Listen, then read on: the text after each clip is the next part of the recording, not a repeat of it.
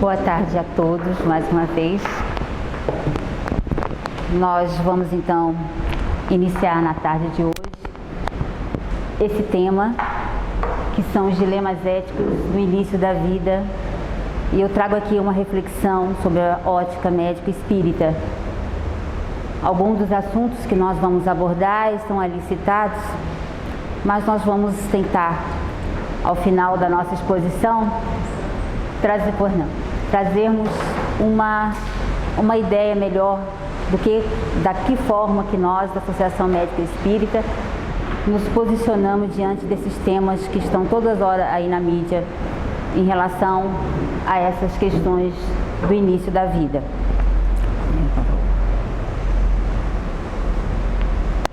A primeira coisa que a gente gostaria de trazer a vocês é em relação à própria definição do tema da exposição, dilemas éticos do início da vida. Vamos tentar entender rapidamente, do ponto de vista de muitos filósofos, educadores, o que seria a ética, o que seria dilema, e será que nós sabemos realmente o que é a vida?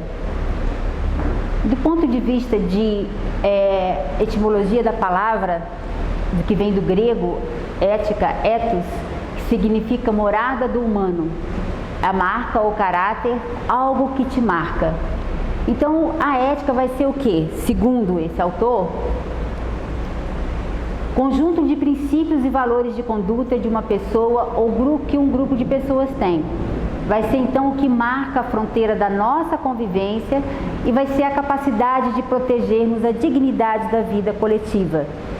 Então, nós entendemos que a ética é algo que ela vai nos nortear o comportamento diante de uma sociedade. E aí nós podemos trazer esses questionamentos.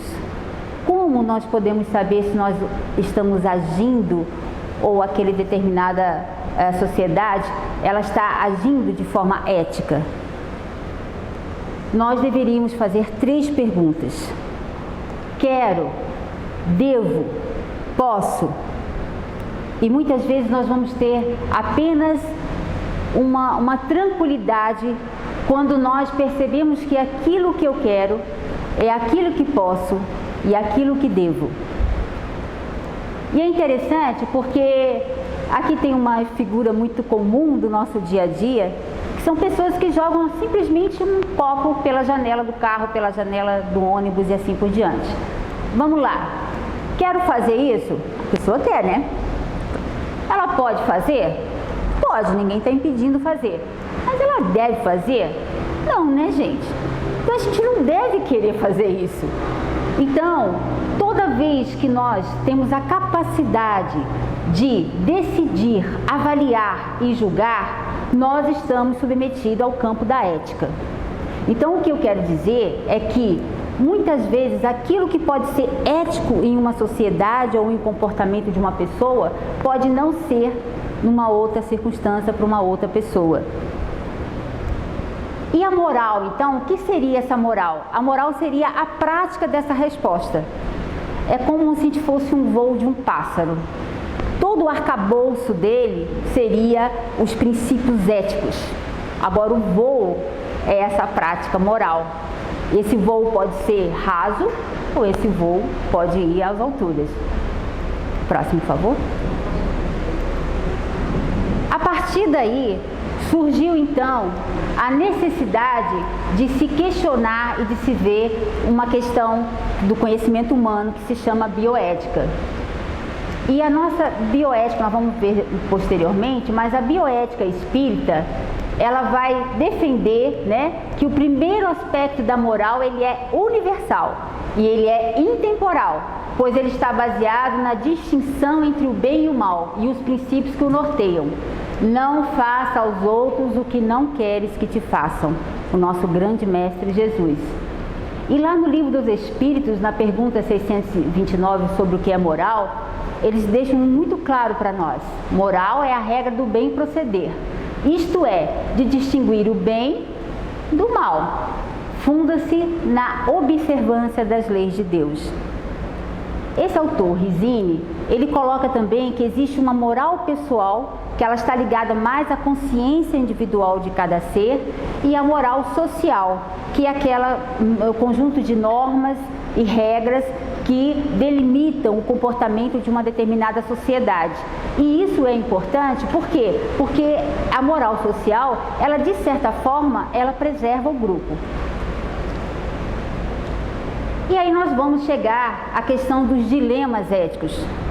Todos nós, todos os dias, temos os nossos particulares dilemas éticos. Toda vez que nós estamos tendo que escolher, nós temos que passar pelo nosso crivo da razão e pela nossa própria consciência em relação a essa definição da nossa moral. Será que nós estamos fazendo um bem proceder ou um mal proceder?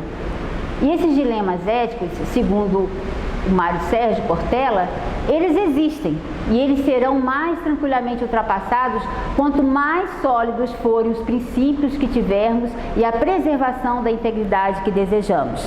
Então, para nós sairmos melhores, vamos dizer assim, dos nossos dilemas éticos, quanto melhores os nossos e sedimentados os nossos princípios, melhor nós vamos poder nos comportar diante daquele quero, devo, posso. E aí, nós temos os dilemas éticos do início da vida. É inegável que a ciência avançou em muitos sentidos e não poderia deixar de ser na questão da reprodução humana. A partir daí surgem alguns desses questionamentos, esses dilemas chamados éticos, que são esses vários assuntos.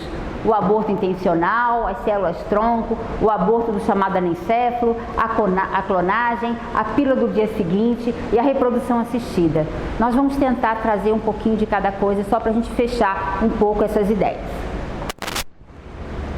Bom, a partir do momento que se surgiram então esses dilemas éticos na ciência, foi necessário então termos um ramo do conhecimento humano que pudesse nortear vamos dizer assim, a manipulação de uma série de substratos biológicos para que pudesse então agirmos de uma forma mais coerente.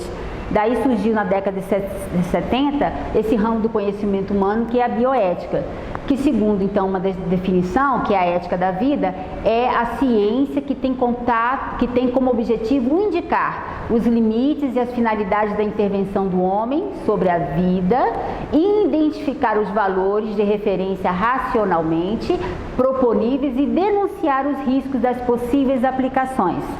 Então, uma frase que eu achei brilhante é essa aqui: nem tudo que é cientificamente possível é eticamente aceitável. Como mesmo Paulo falava em Coríntios, né? Tudo eu posso, mas nem tudo me é lícito, mas nem tudo eu devo fazer, né? Então, assim, aquilo que a gente tem que avaliar é que nós podemos avançar? Podemos, mas vamos colocar determinadas normas e regras para que isso não extrapole, para de vez de trazermos algum benefício, nós trazermos malefícios, né? E aí, o que a gente observa ao longo desse estudo, né, de acompanhar um pouco esses temas?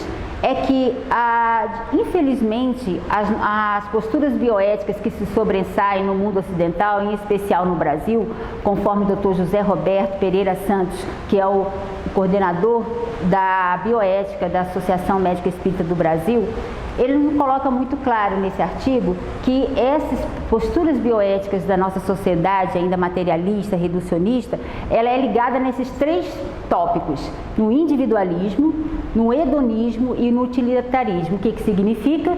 Cada um pensa só em si.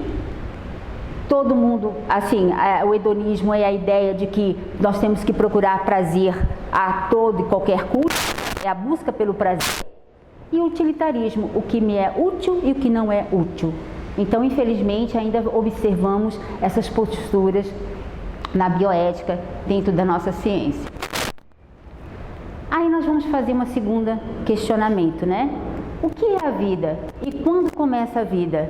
será que a ciência já sabe tudo isso? Ela sabe exatamente e tem toda, vamos dizer assim, a legitimidade para poder colocar esses dados como está realmente ciente do que está fazendo? Então, nós vamos aqui. O que é a vida? A doutora Marlene Nobre, que é presidente da AME Brasil Internacional, que ela nos coloca que o que é a vida, é uma das maiores incógnitas de todos os tempos e ainda hoje continua a fustigar a capacidade dos cientistas de diversas áreas, embora já se conheça muito mais do que há 2 séculos, a origem da vida continua ainda no terreno das hipóteses. Então, o que nós queremos dizer aqui, através da doutora Marlene, é que os cientistas não sabem exatamente como que se origina a vida. Sabe como ela se processa, sabe como que acontece, mas o que dá início a esse start ainda nós não sabemos. E aí, o Dr. Décio Iandoli, ele nos cita, num capítulo muito bonito do livro Saúde e Espiritualidade, a definição de alguns desses cientistas sobre o que seria a vida. Vamos dizer assim, a definição que seria mais próxima, para não deixar de fazer uma definição muito simplista, seria mais ou menos próxima daquilo que mostra quando a ciência está nesse momento. Primeiro, esse físico teórico, que é cosmólogo também da Universidade de Cambridge, que é o Dr. Stephen Hawking, ele diz que chegou à conclusão, a partir dos estudos dele, que a vida seria um sistema ordenado que pode se sustentar contra a tendência à desordem e pode se reproduzir. E a doutora Neil Margulis, que é bióloga, professora da Universidade de Massachusetts, ela diz que a vida são ilhas de ordem em um oceano de caos. Então, é o que está observando, quer dizer, olha, eu percebo que existe alguma ordenação nisso aqui, mas quem é que comanda, nós não sabemos. E onde começa a vida? A ciência tem dúvida em relação a isso? Não. A ciência não tem dúvida em relação à vida. Quando começa a vida? Começa na fecundação.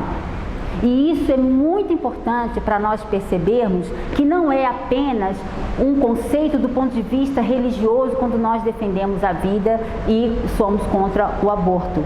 Nós estamos aqui colocando aspectos puramente científicos, sem entrar ainda na questão filosófica ou mesmo na questão religiosa. Então, a ciência sabe que a vida começa exatamente quando ocorre esse momento mágico em que um espermatozoide, ele penetra no óvulo 2 da mulher, no óvulo dessa mulher. Então, aqui começa a vida e não na hora em que ocorre a nidação, que é a implantação desse ovo ou desse zigoto no útero, como aqui está representado. Podemos passar. Sou eu que estou falando isso? Claro que não. Isso aqui são pesquisas, gente. Isso aqui é o livro que nós estudamos na medicina, nas nossas cadeiras médicas de todas as faculdades de medicina do mundo, tá? Isso eu fiz há 26 anos atrás.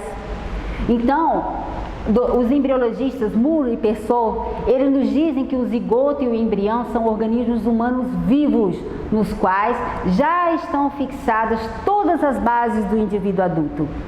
E a doutora Marlene Nobre, uma incansável lutadora pela defesa da vida e defesa do embrião, nesse livro belíssimo que chama O Clamor da Vida, onde ela faz reflexões contra o aborto intencional, ela fala que nós estamos fazendo isso aqui, buscar respostas para a questão básica, a vida como um bem indisponível. E ainda, eles dizem, os embriologistas, que o desenvolvimento humano é um processo contínuo. Começa quando o ovócito de uma mulher é fertilizado pelo espermatozoide de um homem. O desenvolvimento envolve muitas modificações que transformam uma única célula, que é o zigoto, num ser humano multicelular. Então, gente, o processo é um processo contínuo e é um processo que tem que ser respeitado. Eu sempre gosto muito daquela ideia, daqueles competições de dominó que às vezes aparecem na televisão, em que eles montam imagens belíssimas com dominózinhos todos em pés levam às vezes horas fazendo aquilo e ficam todos na expectativa daquele que vai dar o primeiro empurrãozinho, o primeiro dominó, para que aquilo vá caindo numa sequência adequada e lógica, e quando chegar ao final se forma a figura que está se buscando. É mais ou menos essa ideia que eu acho que a gente tem que pensar em relação a isso. Começa naquele momento preciso. A partir dali já ocorre todo um processo de mudança, que é um processo chamado contínuo. E aí, a partir do momento em que nós intervirmos em qualquer um desses pontos, que começa desde o zigoto e vai até o velho, nós estamos atentando contra a vida. Não tem outra saída. Aí o que acontece? Quando se vai se discutir em relação que nós devemos sim interromper, não sei o quê. Peraí, nós estamos falando do quê? Nós estamos falando de interromper uma vida que ela tem um contínuo, que ela tem já toda uma característica de um adulto que vai ser no futuro. Então, isso é muito sério. A discussão real não é onde começa a vida, que a ciência já sabe. É aonde o homem está com vontade de interferir nessa vida. E aí, gente, nós vamos falar um pouquinho sobre um assunto muito penoso, que é o aborto intencional. E gostaria depois de fechar com algumas ideias em relação com por que nós temos direito, da mesma forma que aqueles que defendem o aborto e o direito da mulher o fazem, nós também temos direito de nos colocar diante dessa situação e colocarmos todas as argumentações que nos são adequadas e próprias, com argumentações sem qualquer tipo de sensacionalismo, qualquer tipo de ideia, de fanatismo, mas apenas colocar argumentos para que a gente possa então abrir a nossa visão, porque infelizmente vocês verão que existe muita tendência da própria mídia para que haja uma oportunização dessa liberação do aborto em nosso país. Então isso aqui foi publicado na Folha Espírita em setembro de 2013, recente, né? E aqui eles colocam um grande questionamento. Eu não tenho assistido a novela das 21 horas, né? Não gosto, mas segundo a informação, teve um dos capítulos em que se colocou essa estranha notícia de que sim, existe cerca de 200 mil mortes por ano, por aborto por ano no nosso país. E aí, esse jornalista, ele foi fazer todo um levantamento através de dados do próprio DataSUS e ele chegou à seguinte conclusão: os abortistas mentem. Prestem atenção nisso. O censo do IBGE, entre 2008, entre agosto de 2009 e julho de 2010, ele computou cerca de 1.034.418 mortes, sendo que então 57% de homens e cerca de 42,8% de mulheres. Então aqui nós temos uma proporção em relação de óbitos de homens em relação às mulheres. Aí ele começa a fazer umas contas.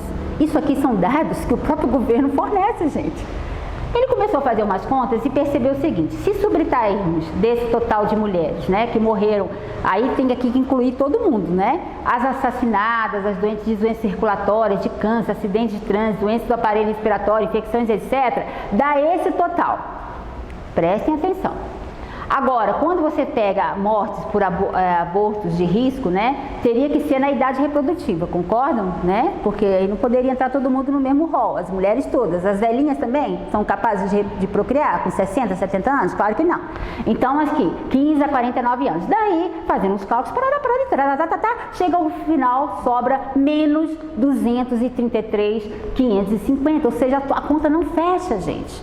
E aí, quando ele vai olhar, né, a própria DataSUS nos coloca assim: as mortes maternas no Brasil estão abaixo de 2.000 por ano, sendo que no DataSUS cerca de 5% dessas mortes são por aborto, seja ele espontâneo ou provocado, o que vai baixar ainda muito mais essa taxa. Ou seja, é muito diferente a gente falar com a pessoa: olha, tem 200 mil mulheres morrendo por ano no Brasil por aborto provocado. E é muito diferente você falar menos de 2.000 mulheres que fazem isso. Vocês não concordam?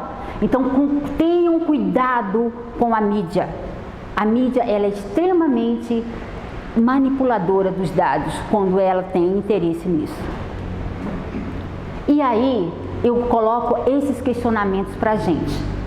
Quais são os reais interesses pela liberação do aborto? Gente, não é por causa de defender mulher não, vai me desculpar, mas não é não, nós vamos ver por quê. É direito da mulher decidir sobre a vida do embrião? Há consequências psicológicas para as mulheres que o praticam? Há políticas públicas de saúde da mulher de forma preventiva? O Brasil deseja a legalização do aborto?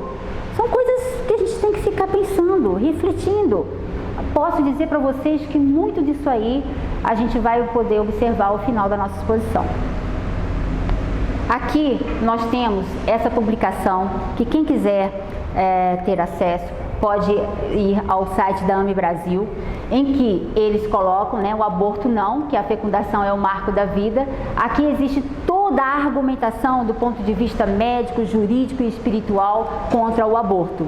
E também uma moção de repúdio da Associação Médica Espírita do Brasil em relação à resolução do Conselho Federal de Medicina desse ano, de março desse ano, que disse que está refletindo a posição dos 400 mil médicos do Brasil, mas nós daqui nós não estamos representados e sabemos que muitos não estão também, de que sim, é possível, diante do questionamento em relação ao projeto de mudança do Código Penal, que a vida pode ser interrompida, a gestação, a partir da 12ª, até a 12ª semana, se houver interesse da gestante para isso. Então, a doutora Marlene fez uma moção de repúdio a essa postura do CFM, que foi de uma forma um tanto quanto arbitrária, pela forma com que foi delineada essa posição, como se fosse representar todos os 400 mil médicos desse país, que não é o caso.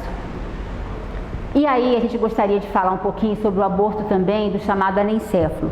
Primeiro a gente precisa entender o que é isso. Esse termo não está muito adequado quando se fala. Na verdade seria má formação do sistema nervoso. Por quê? Quando você fala anencéfalo, pela própria etimologia da palavra, an, que significa privação do encéfalo, que é o que está dentro da cabeça ou da calota craniana, que são exatamente essas estruturas, que são os hemisférios cerebrais, e que é o diencéfalo, que é a porção média aqui, e o tronco cerebral. Então, isso tudo aqui seria, então, o nosso encéfalo. Quando a gente fala anencefalia, seria, uma criança que nasce sem o couro cabeludo, a calota craniana, as meninges, mas quando a gente fala anencefalia, ela não teria nenhuma dessas estruturas, mas nós observamos que nessas crianças o tronco cerebral está conservado.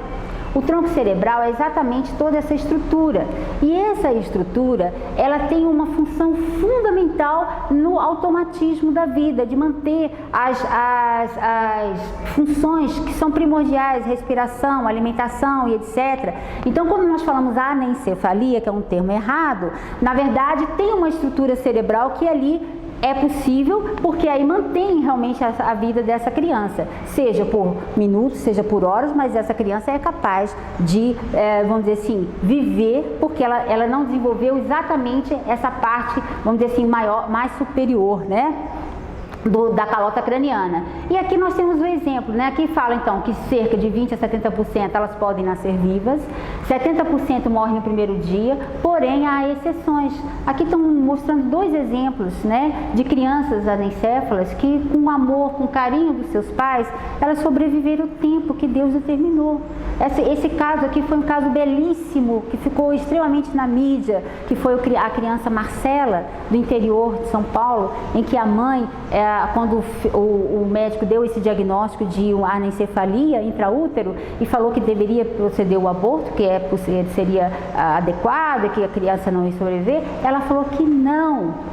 Ela defendeu que não. Ela disse assim, quando a gente vê o filme do depoimento dela, a gente se emociona.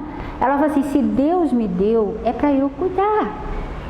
Então ela pegou simplesmente por questões dela, ela manteve e cuidou desse bebê com todo carinho. E esse bebê viveu quase 2 anos e tanto. E aí quando o pessoal fala assim, mas essa criança ela reage reflexamente. Aí ela falou assim, não gente, quem conhece a minha filha sou eu. Eu sei quando ela quer alguma coisa, eu sei, ela chora, ela sorri quando eu chego, Então, gente, é outro nível, entendeu? As pessoas podem ser simples, mas se elas têm essa bondade, essa questão no coração, elas têm um outro entendimento. Aí, gente, eu acho importante a gente também dar essa ideia para vocês de que, de acordo com o livro, né, que é A Vida do Anencefalo, que foi produzido pela AME Brasil em 2009, que tem autores diversos falando sobre o assunto, na época que estava ainda em bastante discussão na mídia, né? A gestação de um bebê anencefalo, apesar de predispor a condições observadas em gestantes de risco, ele não aumenta a taxa de mortalidade materna. E além disso, as condições são perfeitamente evitáveis e tratáveis a depender de um bom acompanhamento pré-natal. Portanto, tais gestações não são de alto risco. E isso é uma ideia que muitos passam. É porque a mãe pode sofrer alto risco se levar essa gravidez. E isso não é real. Na verdade, o que ela precisa é de um bom acompanhamento pré-natal. Porque os riscos ela terá, mas são riscos totalmente que podem ser avaliados, tratados, se ela tiver um bom acompanhamento. E aí, vocês acompanharam isso, né? Que em uma decisão por ampla maioria, com 8 votos a favor e 2 contra, o Supremo Tribunal Federal decidiu permitir a interrupção da gravidez em caso de anencefalia. Olha aqui, gente, quando não acontece a formação do cérebro no feto. Olha a coisa tendenciosa que saiu no Estadão relativo a esse assunto. Percebem? A coisa capciosa, ele não está falando que não tem formação de cérebro. Se não tivesse formação nem do tronco cerebral, não teria nenhuma viabilidade essa criança. Exatamente. E aí nós vamos falar um pouquinho sobre a questão da pílula do dia seguinte também, né? Saiu também nessa Folha Espírita, falando então que o que ela significa. Ela é uma pílula que ela tem altas doses hormonais e que corresponderia a cerca de metade da cartela de anticoncepcional, que tem um total de 28 drajas, né? Então, na verdade, é uma bomba hormonal que se dá para a mulher. A mulher toma uma bomba hormonal. E qual que é a ideia, né? Quer dizer, aí esse autor, né, no Tratado de Ginecologia, ele coloca de uma forma clara que ela tem como alvo primário o ovo já fecundado, não visa prevenir a fecundação, não há tempo útil para isso. E aí, o que acontece? As meninas usam sem a proteção devida, sem aquela questão de prevenir uma gravidez, que seria de forma responsável, né? A sexualidade responsável. Então, muitas vezes, esqueci, não sei o que e tal, vai lá e toma a pílula do dia seguinte. Mas aí, segundo alguns autores, não, pode ser que ainda não tinha tido tempo de ter ocorrido a fecundação, mas não tem muitas vezes esse tempo em até ela pensar que pode estar grávida, tomar, se tiver que ocorrer a fecundação, já ocorreu. Então, na verdade, tem que parar de dourar essa pílula, de falar que ela não é abortiva. Ela, em princípio, ela é abortiva sim. E isso já tem tratados de ginecologia mostrando isso. Para vocês terem uma ideia, tem meninas que já tomaram cerca de 100 pílulas no dia seguinte. É possível uma coisa dessa? Quer dizer, a pessoa não é esclarecida, ela não entende que ela pode ter uma série de consequências e é evidente que essas pílulas elas podem trazer efeitos colaterais, como náusea, vômito, cefaleia, dores na mama, estresse, dor no baixo ventre, risco de gravidez nas trompas, sangramentos, além de não prevenir em relação às doenças sexualmente transmissíveis. Então, apesar de falarem, a pílula do dia seguinte, em função da grande carga hormonal e como você não tem como precisar o momento em que ocorreu ou não a fecundação naquele relacionamento, ela pode ser considerada abortiva. E aí, o Chico Xavier nos fala, né, que sabendo que o aborto, mesmo legalizado no mundo, é uma falha na nossa na Terra, estamos certos de que ninguém deveria aplicá-lo, seja no regime das convenções humanas ou fora delas. Se há anticoncepcional, por que promover a morte de criaturas nasciturnas ou informação? O que falta, gente? Falta orientação, falta educação, falta políticas públicas reais, de ajuda, de amparo essas meninas que estão aí começando a vida sexual cada vez mais precocemente. Precisa de responsabilizá-las, precisa de mostrar para elas que engravidar, tirar, não é assim. Isso tem consequências. Agora eu pergunto, a gente tem isso no nosso país? Não.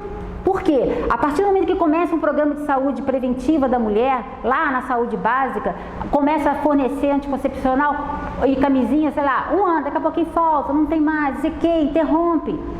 Então, peraí, de que nós estamos falando? Não é mais fácil dar uma pílulazinha para a menina lá e, isso aí, continua nessa sua irresponsabilidade na sua vida sexual? Vamos parar. Eu acho que a gente tem que parar com essas questões aí, realmente questionar onde deve ser, né? E aí, em que momento, né, do Livro dos Espíritos, na parte segunda, que mostra toda essa parte da concepção, em que momento a alma se une ao corpo? Não tem dúvida, a união começa na concepção, mas só é completa por ocasião do nascimento. Desde o instante da concepção, o espírito designado para habitar certo corpo, a este se liga por um laço fluídico, que cada vez mais vai se apertando até o instante que a criança vê a luz. Essa é a pergunta 334 do nosso Livro dos Espíritos. E aí, gente, eu vou falar rapidamente disso aqui. Isso aqui é a reforma do Código Penal, em que está tramitando desde 2011, quando reuniu-se juristas que foram convidados pelo presidente do Senado até então, que era o José Sarney, para que pudesse reavaliar a reforma do Código Penal. E entre os assuntos dessa reforma, chegou-se então à questão do aborto. E aí vocês observem um absurdo, né, em relação a essas definições. Isso aí já está em torno de quase 500 emendas, está indo agora para o Senado, porque fica naquelas questões de comissões e tudo mais. Então, para vocês terem uma ideia, só assim, olha, por vontade da gestante até é possível, né, quer dizer, não seria crime, porque aí eles vão dizer assim, descriminalizar, né, um pouco a questão do aborto em relação a algumas coisas que nós já temos hoje na nossa Constituição. E aí eles colocam isso aqui, ó, por vontade da gestante até a 12ª semana, quando o médico psicólogo constatar que a mulher não apresenta condições de arcar com a maternidade. Imagina! É sério. Então, olha só, a população brasileira pode e deve se manifestar. Aí eu acho que nós espíritas estamos precisando de engajarmos mais nessa luta em relação à defesa da vida, que já fazem outras organizações religiosas, fazem de uma forma muito mais do que nós.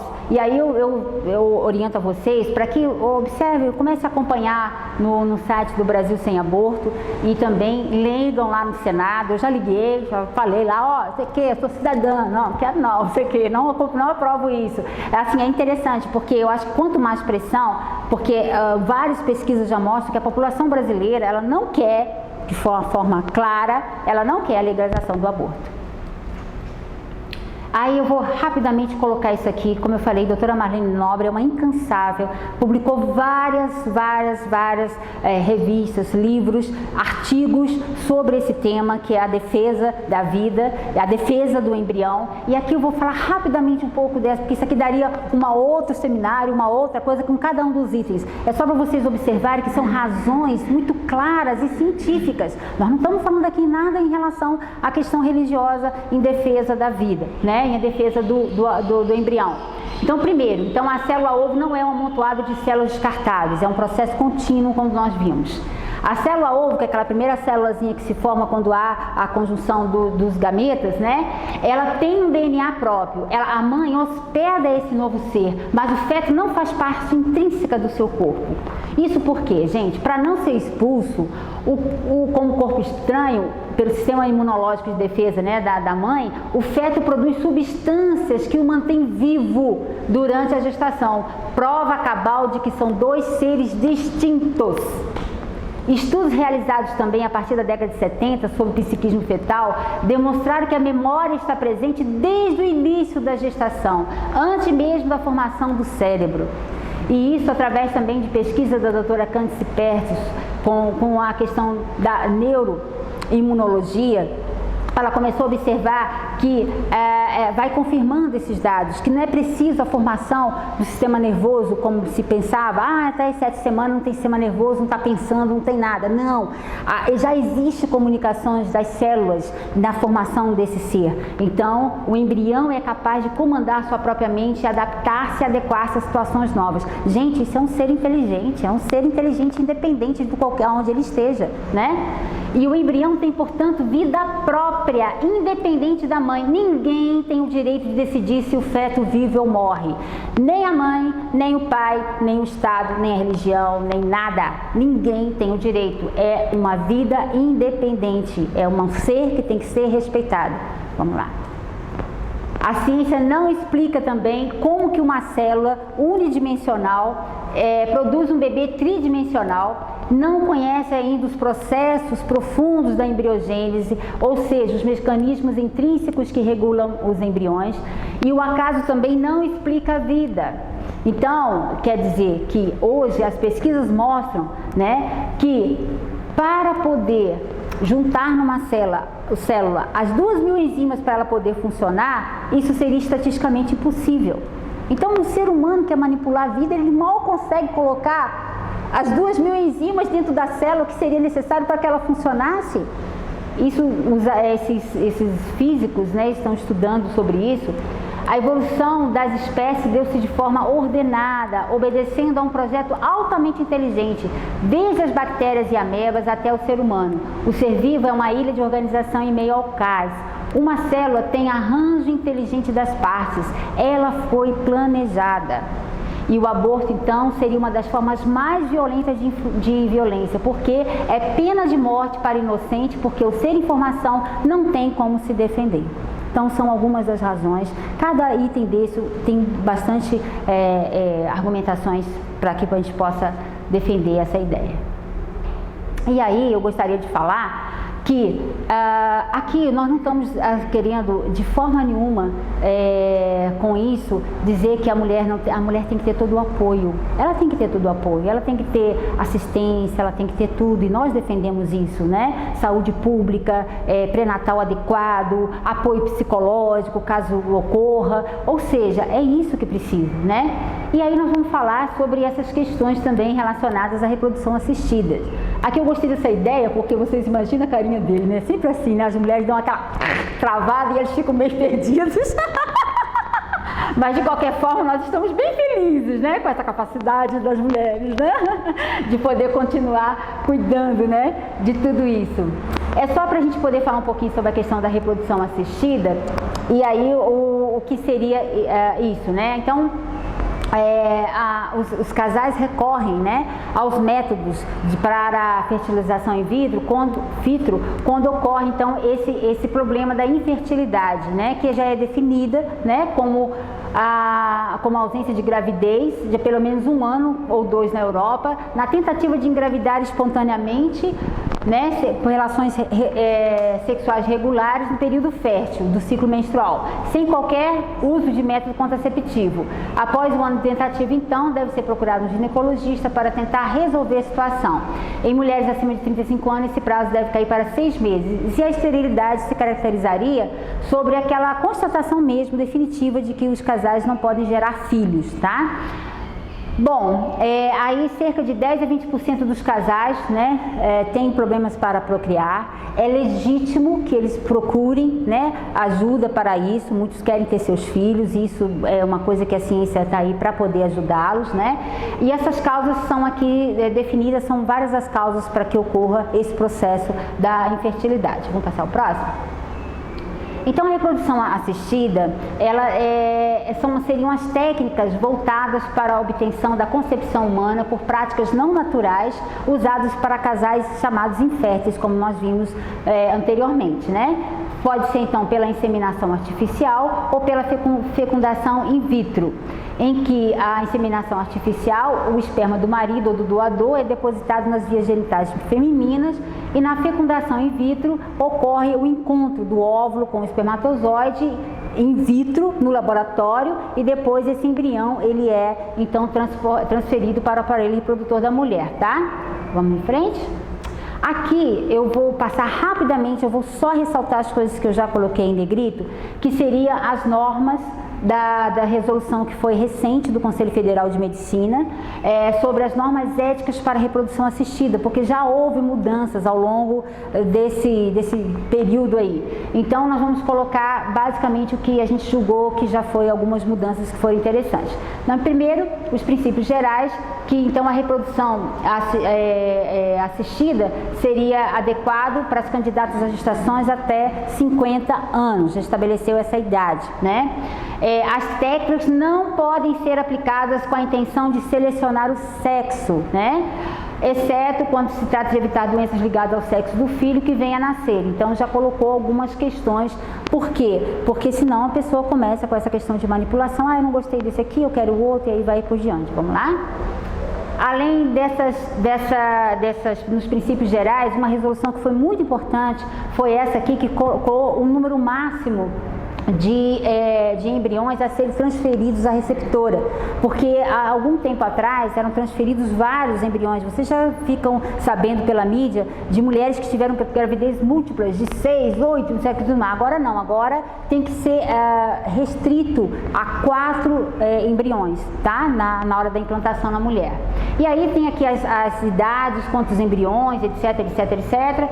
E aqui assim, ó, em caso de gravidez múltipla decorrente do uso das técnicas de reprodução assistida, é proibida a utilização de procedimentos que visem a redução embrionária, que era algo que acontecia muito frequentemente. Acontecia de colocar-se 8 embriões implantados no útero da mulher, daqueles ali 2 ou 3, né, começavam a se desenvolver, aí começava a achar que pudesse o 4, tinha que tirar os outros, entendeu? Tira tudo, o resto, quer dizer, redução embrionária era isso.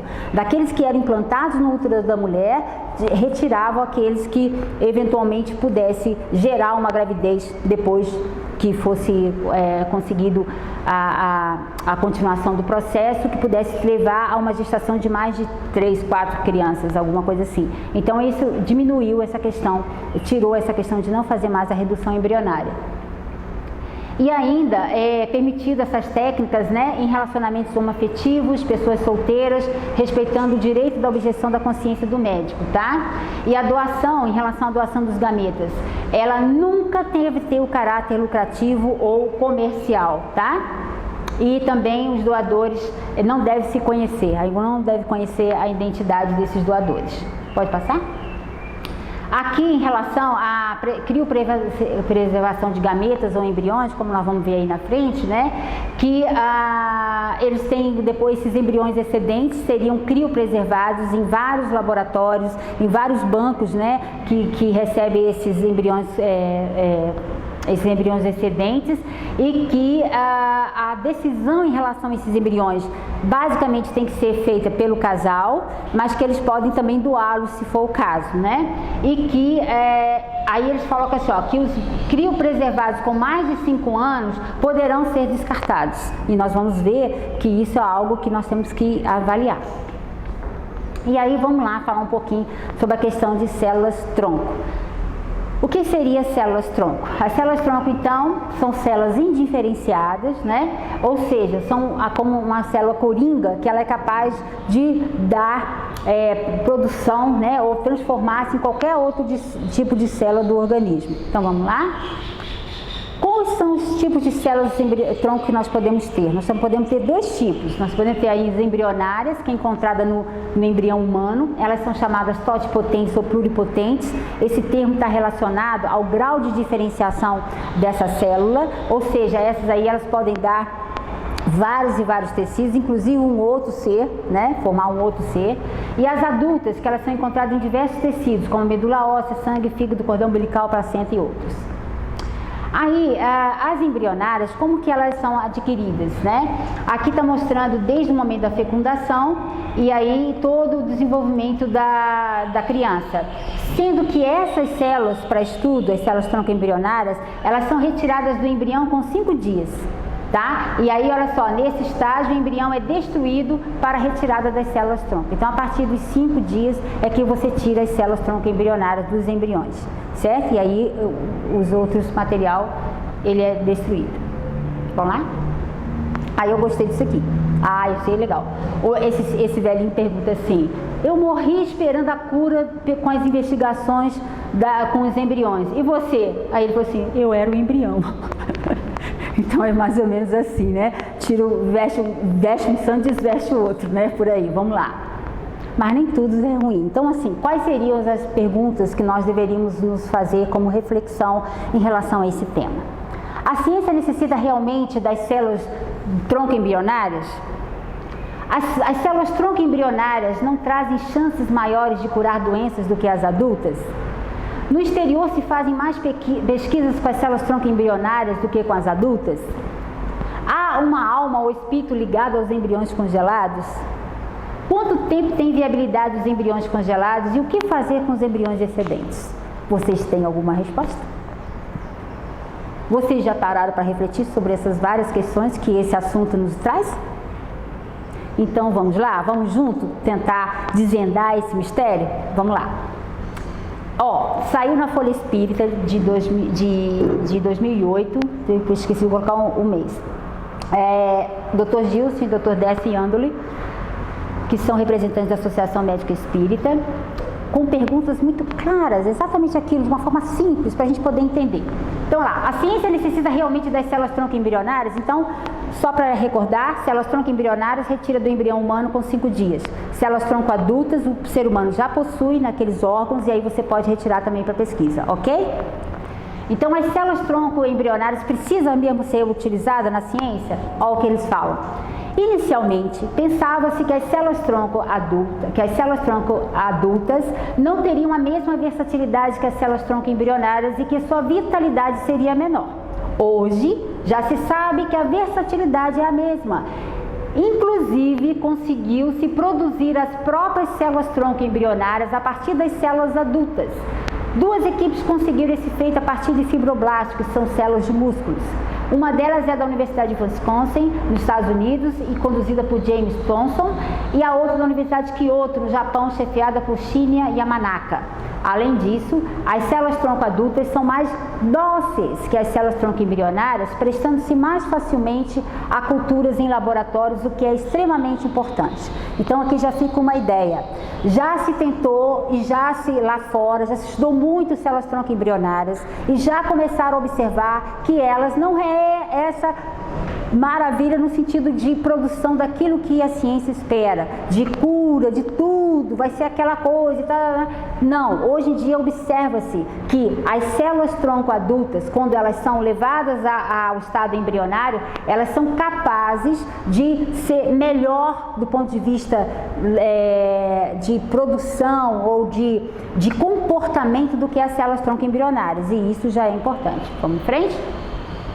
Aqui é o japonesinho, né, o Yamanaka, que começou a fazer estudos com as células tronco embrionárias e que depois de um certo tempo ele começou a chegar à conclusão de que não valeria a pena, e aí ele desenvolveu essa técnica que é descrita num site da própria UFRJ, que é o laboratório que faz pesquisas de células tronco embrionárias no Brasil. E aí eles colocam lá que em 2006 um pesquisador japonês desenvolveu então a técnica revolucionária para a produção das células pluripotentes através de uma reprogramação genética das células adultas de camundongo e em 2007 das células humanas. Então, de qualquer forma, isso aqui quer dizer que ele acabou pegando as células adultas, reprogramou através de técnicas laboratoriais para que elas pudessem então se comportarem como células tronco embrionárias, e teve sucesso. Olha que coisa maravilhosa. Vamos em frente? Aqui mais ou menos para mostrar como que é feito. Então ele tirou a própria célula adulta da pessoa, né? Fez esse tratamento através desses marcadores virais e induziu então o que a gente chama de elas se reprogramarem para se tornarem então células tronco embrionárias, e aí elas começaram então a transformar-se em vários tipos de tecidos. E aí, as células tronco embrionárias não trazem chances maiores de curar as doenças do que as células tronco adultas? Aí, olha só, ao contrário, as células tronco embrionárias são muito instáveis e dificultam seu cultivo em laboratório. Quando implantadas em animais de experimentação, têm alto índice de rejeição e de câncer, enquanto as células tronco adultas já superaram essas dificuldades e já estão sendo usadas em seres humanos com resultados animadores. Vamos em frente? No exterior se fazem mais pesquisas com as células tronco embrionárias do que com as adultas, do que as células tronco adultas? Aí no início sim, porém com os maus resultados das embrionárias e o grande avanço com as adultas, essas têm recebido cada vez mais a preferência das agências financiadoras. Então no exterior já tem uma tendência a não mais se trabalhar com células tronco embrionárias, ok? Há uma alma ou espírito ligado aos embriões congelados? O que vocês acham? Eles estão usando cachecolzinho, toquinha e fica lá presinho? Será? Será? Então olha lá. Os Espíritos informam na questão 349 do Livro dos Espíritos que a união do Espírito com o corpo começa na concepção, dando início ao processo reencarnatório através do início do processo embriogênico. Portanto, pode haver ou não. No momento não temos como saber. Isso aqui é importante no seguinte sentido. A gente sabe que tudo na natureza, né, Deus não faz nada em vão. Algum objetivo tem, né, no sentido de ter esses vários embriões que estão aí criopreservados. Eu acho que, se eu não me engano, tem cerca de 15 milhões de embriões criopreservados no país, uma coisa muito grande. E é como vocês podem ver, ali pode ter alguns embriões que eles implantados no útero materno podem gerar vida, então eles têm um potencial de vida ali. Aquilo que falou assim da criopreservação dos embriões por cerca de 5 anos, como a resolução do Conselho Federal de Medicina, esses 5 anos não é uma data limite para você dizer que não é possível. Por quê? Porque já tem na própria ciência pessoas que implantaram seus embriões depois de 5 anos, depois de 8 anos e geraram crianças normais. Então, isso mostra que a gente não tem é evidente que quanto mais o embrião é congelado, a viabilidade dele do ponto de vista de depois provavelmente vai diminuir. Mas o que eu quero dizer é que nós não temos ainda como saber, né, se esses embriões, eles têm um espírito ainda ligado a eles ou não.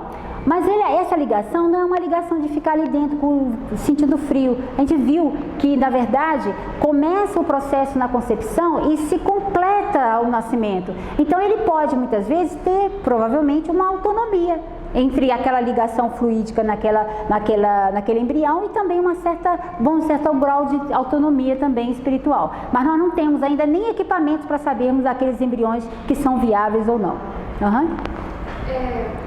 Eu refleti muito também sobre essa questão aí e fiquei pensando o seguinte: eu acho que Deus deixa que os homens avancem na ciência, porque a ciência é de Deus. Mas eu fiquei pensando se não seria esse caso, tipo assim, aquele embrião está ali, se ele for desenvolver, há uma ligação no espírito. Alguma coisa nesse sentido. Porque não tem sentido ficar um espírito ligado no embrião. Sim, mas é isso que com certeza, é isso que eu quero colocar. Você está prometido. Exatamente. Mas como eu estou falando, mas a partir do momento que você tem a carga genética que foi ligada de uma forma irresistível, tem alguma imantação ali. Então, nesses que são viáveis, isso que eu quero dizer, que são implantados com 5, 8 anos e que ainda geram uma criança, é porque aquele espírito já estava comprometido com esse material genético, entendeu? Então, nesse sentido, agora, claro, evidente que você não imaginar que, assim, seria preso, amarrado, uma coisa que não seria à frente. Então, a gente sabe que, é só para a gente saber que não tem como ainda definirmos isso, tá bom?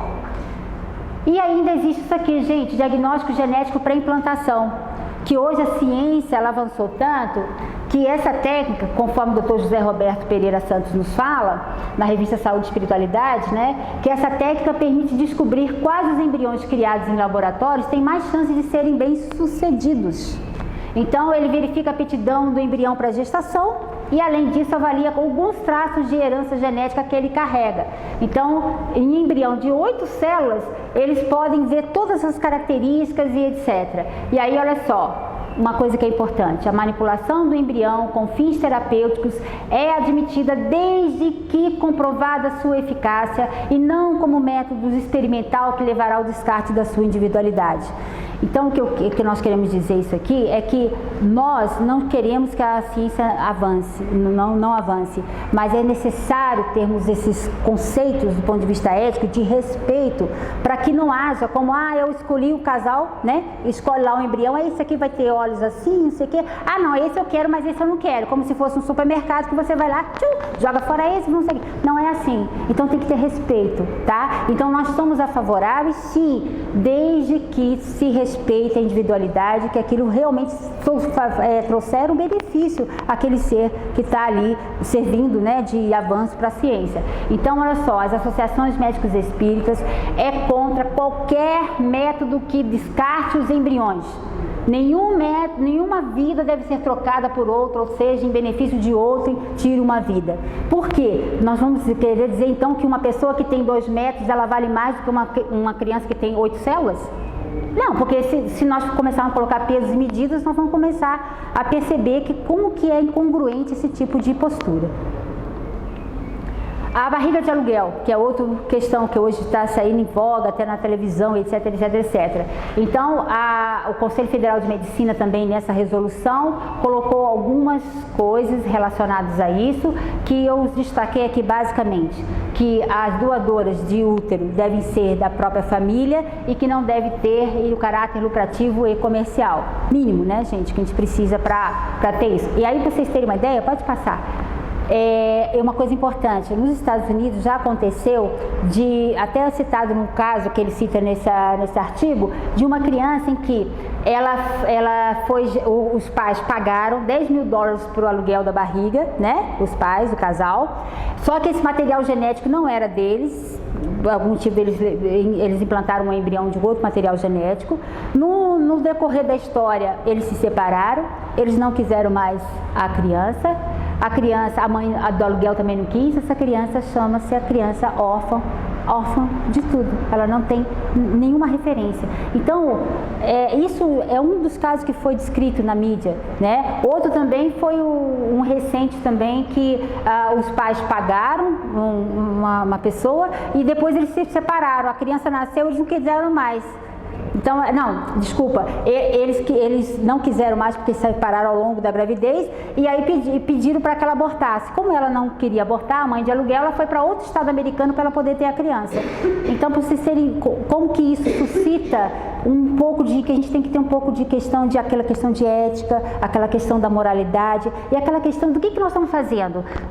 Não é tratar isso como se fosse algo comercial, como, né, utilitarista, como a gente está observando em relação às posturas bioéticas da sociedade materialista, né? E aí, como o espiritismo enxerga a barriga de aluguel? Então, a doutrina espírita, ela não tem uma posição sim, não, ela fornece, né, todos os embasamentos para que você possa, então, definir em relação a essa questão, né? Mas o que a gente sabe é que sempre a gente está pensando em relação à evolução do ser, a evolução espiritual. A reprodução assistida, então, é uma conquista da medicina, isso é inquestionável, né? A evolução da ciência vem para o bem e tem a orientação do plano espiritual. Foi aquilo que, reforçando o que você me falou. Cerca de 30 a 40% dos casais tentam a técnica de reprodução assistida para ter seus filhos, né? E conseguem sucesso. E no processo comercial da gestação de aluguel, mas também o risco, quer dizer, ou seja, quando você aluga, existe esse risco que nós já falamos, emprestar o útero e não ter nenhum vínculo afetivo com aquela criança. Já perceberam isso? Que ninguém está pensando na criança, né? Então, quando você tem a barriga de aluguel ou, por exemplo, agora recente no Brasil, uma avó que doou o útero para a filha que não podia, que ela tinha uma genesia congênita lá do útero, né?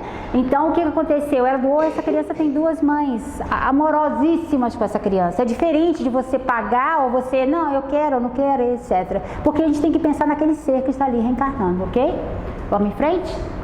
Outro problema também, a gente já falou, né? A questão que quando ocorre muitas vezes má formação, os pais não querem mais, não, agora eu não quero, eu quero um bebê perfeito, né? Igual na prateleira, eu vejo qual que é o produto que está legal e tudo, aquele que eu não quero eu descarto. E aqui acontece isso se não tiver regras claras e muito embasadas para que se possa pensar. E eu gostei muito dos questionamentos que foi trazido nesse artigo. Para um casal estéril ou para uma mulher que não tenha como gestar um filho em seu útero, podemos perguntar, o que isso significa para a evolução? né, dessa pessoa.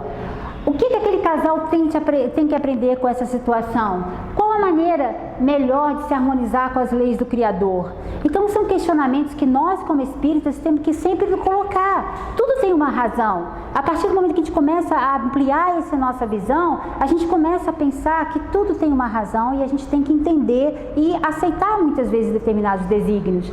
E é claro que você pode harmonizar-se com essas leis do Criador com várias tarefas, várias coisas. Por exemplo, adoção de crianças, trabalho voluntário ou oficial com a educação de crianças e até a utilização da reprodução assistida, se for o caso. E aí, nós já estamos terminando. Em relação ao casal homossexual, refletir, né, que muitos casais homossexuais hoje também querem ter os seus filhos, né? Então, por que meu arcabouço psicológico não corresponde à realidade física? O que eu tenho que aprender com essa reencarnação? Qual o melhor caminho para a educação do meu espírito imortal? Devo ceder aos meus desejos? O que é melhor para mim? Sendo que toda relação que é baseada no afeto e no amor é um objetivo de todo relacionamento. Então, nessa dimensão, a própria homossexualidade seria uma condição natural. Hoje se mostra que muitos casais homossexuais que adotam crianças, essas crianças já mostraram que elas são muito menos problemáticas do que muitos casais heterossexuais e que têm grandes conflitos familiares. Então, temos que observar, né? A clonagem. A clonagem é um outro tema também bastante árduo, né? Mas vamos tentar rapidamente falar aqui. A clonagem natural é aquela que a própria natureza faz, que é dos gêmeos univitelinos, ou seja, o ovo se divide e tem material genético idêntico, porém são seres distintos. Quantas pessoas nós conhecemos que são gêmeos idênticos e que têm personalidades totalmente diferentes, ainda que com algumas características em comum? Então, para mostrar que não é só a carga genética que determina a psique ou todo aquele indivíduo, mas aquele ser inteligente que já traz toda uma bagagem espiritual para aquele, vamos dizer assim, para aquele processo reencarnatório. A clonagem, então, reprodutiva, a primeira foi com a ovelhinha Dolly, né? Todo mundo acompanhou, foi em 1997. E como é que eles fizeram? Na verdade, eles usaram 3 ovelhinhas. Uma de focinho preto, que forneceu o gameta ou a célula feminina, né? O óvulo. Há uma outra branquinha que tirou a célula mamária e a outra que serviu para a implantação do embrião. Então foi assim, tirou da primeira ovelha esse óvulo, né? Retirou aquela célula do gameta feminino, retirou o núcleo desse, pegou a célula mamária adulta de uma outra ovelha, tirou a carga genética, incluiu dentro desse citoplasma, desse gameta feminino, e esse embriãozinho foi implantado numa terceira ovelhinha, ok? Então é assim que vai manipulando, é verdadeira manipulação genética. E aí, o que acontece? A técnica, ela tem altíssimo índice de insucesso. Vocês viram o que aconteceu com a ovelhinha Dolly. Ela teve artrite, ela envelheceu rapidamente e, além disso, eles têm observado que nos animais ocorre grande quantidade de deformações, doenças congênitas graves, obesidade, etc, né? Então, que, segundo os especialistas, seriam necessários pelo menos 1000 clones animais acompanhados durante 50 anos para que nós pudéssemos dizer que a clonagem é segura para o homem. Perceberam? Quer dizer, o negócio não é tão assim, não é tão fácil, não é como se imagina, não. E aí existe uma suposição que a doutora Marlene coloca nesse livro A Alma da Matéria, que o clone herdou um processo vital em andamento, reiniciando do ponto interrompido, quer dizer, do número de anos vividos pela ovelha clonada. Então, o que está se mostrando é que, na verdade, nós espíritas sabemos que o fluido vital, o ectoplasma, é que vai permitir, vamos dizer assim, o prolongamento ou quantos anos de vida aquele ser vai ter. Então, o que está mostrando aqui é que, na verdade, você pode mexer, manipular geneticamente, mas você não transfere o fluido vital, ou o fluido vital, ele começa, na verdade, de uma forma bastante clara, quando você tem a união logo do início do gameta masculino e gameta feminino, e aí se forma, através das mitocôndrias, citoplasma, o nosso fluido vital, o ectoplasma. Então, a clonagem terapêutica que nós falamos é aquela que produz embriões humanos. Então, ficou claro? Clonagem natural, clonagem terapêutica e clonagem reprodutiva. Vamos lá? Aí nós poderíamos falar, mas que engraçado, né? como é que pode acontecer isso no laboratório, acontecer isso de forma natural? E aí nós temos embasamentos também na doutrina espírita, que na Gênesis já se fala, que quando ocorre a união do gameta masculino e do gameta feminino, né, do óvulo e espermatozoide, existe uma força irresistível. É como se aquela junção daquelas células, de uma forma, produzisse um poder magnético espiritual muito grande, que atrai o espírito que vai reencarnar. E isso é uma lei da natureza. E isso pode acontecer tanto na reprodução normal, quanto na clonagem e no laboratório. Sendo que no laboratório ainda tem uma questão, que ainda não há interferência perispiritual da questão da mãe, como o Chico já falou uma certa vez. Então, às vezes, fica até mais fácil esse processo. Ok? Então, ocorre uma sintonia magnética, energias sutis, tanto na reencarnação normal quanto na clonagem. E aí, qual o fim objetivado da reencarnação, né? Expiação, melhoramento progressivo da humanidade. Sem disso, onde há justiça? Então, essa é a grande experiência, é a grande questão. A reencarnação é a nossa grande oportunidade. Por isso, nós devemos realmente ter cuidado com isso. Vamos lá? Não podíamos deixar de citar Reencarnação de Segismundo, capítulo 13, Missionários da Luz. Gente, aquilo ali é um tratado de reprodução humana. Belíssima, porque mostra o lado de todo o processo espiritual e como isso se deu, assim, o cuidado que a espiritualidade tem com aquele casal e como que se dá de uma forma belíssima. Não sei se vocês se lembram, o Segismundo tinha que se reencarnar como filho do Adelino, mas em função de uma questões kármicas de vidas passadas, em que um assassinou o outro, havia um problema sério de aproximação dos dois. Então houve todo um trabalho da espiritualidade para que Adelino, desdobrado durante o sono, perdoasse, né, o Segismundo, e a partir daí as suas células seminais conseguiram então não mais produzirem substâncias tóxicas que impedissem para que ele pudesse então gerar um novo ser. E mostra todo o trabalho espiritual, toda a seleção que foi feita em relação à carga de cromossomos, a carga genética necessária à evolução daquele espírito. Então eu acho que realmente isso aqui é o nosso padrão ouro de reencarnação. A reencarnação, gente, é maravilhoso a gente pensar nisso aqui, olha, que na visão espírita, ela está intimamente ligada à lei de ação e reação, né? Que existe todo um processo de intercâmbio energético, vital, dinâmico entre entre os pais, né? E entre o ser que está ali vindo a reencarnar. Então, esse autor, que foi Cícero Marcos Teixeira, que foi uma tese de doutorado em 2009, publicado no livro Ciência e Espiritualidade da Associação Médica Espírita do Rio Grande do Sul, ele nos coloca que memórias e determinantes reencarnatórias do novo ser interpenetram e se associam ao psiquismo e à biologia materno-paterna, além dos fatores de ambiente, nutrição e a vida de relação. Isso aqui seria uma grande proposta de investigação científica, quer dizer, ou seja, você entender a reencarnação, a gestação e reencarnação ampliando, é como se nós olhássemos um pouquinho mais acima, né? De ver todo esse intrincamento que existe de relações entre os pais e o espírito que está reencarnando. Em frente? E aí, olha que coisinha mais fofa, que essa nossa, que é uma colega também ginecologista, ela publicou um artigo belíssimo que fala sobre pré-natal, incluindo a dimensão espiritual. Vocês imaginam o que seria isso?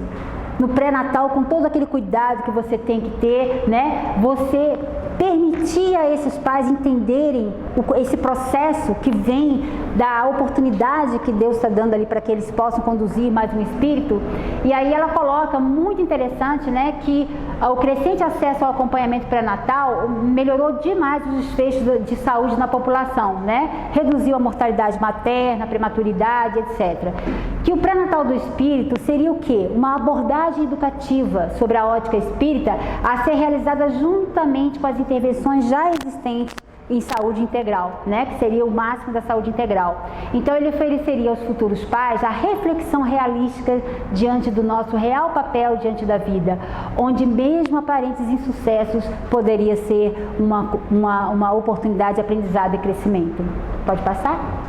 E aí, se nós pensarmos que nós podemos trabalhar dentro de um pré-natal contemplando a dimensão espiritual, vai haver com certeza melhoria de vários indicadores em relação a isso. Um deles seria a redução do número de abortamentos, porque muda totalmente a gestação, né? O entendimento aprofundado de situações de rejeições e emoções negativas de mães em relação aos filhos, né? E a oportunidade que também tem de tratá-las, né? O uso de diagnósticos pré-natais para a preparação da família, com entendimento da imortalidade e oportunidade da evolução do ser nessa experiência reencarnatória. Além disso, a compreensão de que não podemos mensurar resultados apenas na perspectiva da atual reencarnação.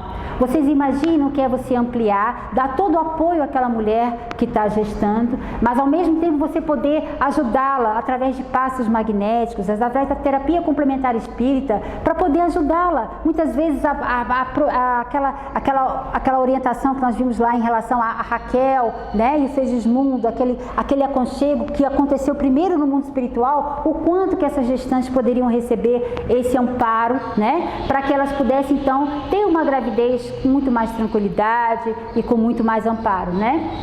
E aí eu gostaria de fechar, agora realmente é o final. Esse assunto é um assunto, a partir do momento que eu fui preparando, eu vi o quanto que ele é árduo, porque a gente começa a ver coisas muito que batem na gente e dói, né? Você vê manipulação como eu falei, da mídia, manipulação de informações, e ao mesmo tempo você vê que o que nos traz, né, a nossa doutrina, o nosso entendimento, né, dentro daquilo que Jesus nos ensinou. E eu gostaria de fechar com essa poesia belíssima que está no livro Gestação e Encontro de Almas, da Cristiane de Assis, que é de Khalil Gibran, sobre crianças. Seus filhos não são seus filhos. Eles são filhos e filhas da vida, buscando encontrar-se. Eles vêm através de você, mas não de você. E embora estejam com você, não lhe pertencem. Você pode dar-lhes o seu amor, mas não os seus pensamentos, pois eles têm seus próprios pensamentos. Você pode abrigar seus corpos, mas não suas almas, pois suas almas habitam no amanhã, que você não pode visitar nem nos seus sonhos. Você pode tentar ser como eles, mas não procure fazê-los iguais a você, pois a vida não caminha para trás e nem permanece no ontem. Você é o arco que lança as flechas vivas que são seus filhos.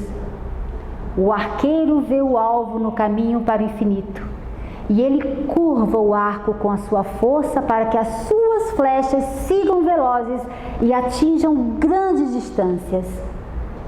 Deixe-se curvar com alegria nas mãos do arqueiro, pois ele ama a flecha que voa, mas ama o arco estável que a lançou. Deus ama a todos, a nós filhos, a nós pais, a nós geradores e perpetuadores da vida.